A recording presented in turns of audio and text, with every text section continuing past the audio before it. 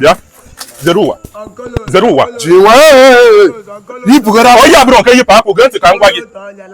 ka m gwa gị sisi wee ma mama bọọ m idukwa isi otu nwaanyị nyere m taa inye n'ube bịa na ụdọ ọgwụ nyere m si m ji emetụ nwaanyị aka na-abalị ọ bụrụ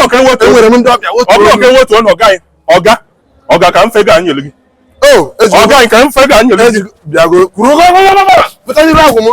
ọga anyị ọga ka m fega anyere gị ọwọdụ mmadụ mbụ ka m fega anyere ka m gwa gị kwesịrị ime mmakụghara ebe a ka e na-eme gị maka na-abịa eze dibịa ka ị bịa gị na-enye gị nsogbu ka ị gwara dị gel kedu ị gwara normal something otu a si ete otu ụmụanụ na ha gwa m jos kwa kasa m ndị gwara ka mmadụ ebe isi mee mistake agwa m ya na any free station ọ bụla edere n'otu nwoke na mpa m na and Owerri road one lane which I know that you know mpa mbie emeri ya two lane mana ka anyị gwa onwe anyị eziokwu mpago nwe free station na-ebekwan onwere mpago ọrụrụ Owerri road ọrụrọ ọgwụ mmadụ anabata asị ọ ya kọsịrị ha ị na-emere mkpọta ebe a ọgwụ mmadụ anabata asị ọkwụ n'eziokwu nna gị nwe free station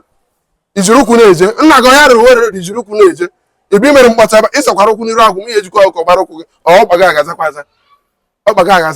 eji ezokwachu nwaanyị mgba eji ezokwachu nwaanyị eji ezokwa agwọ ọgwụ ọga anyị ma agbago ọtọ mmụọ ya agbago ọtọ na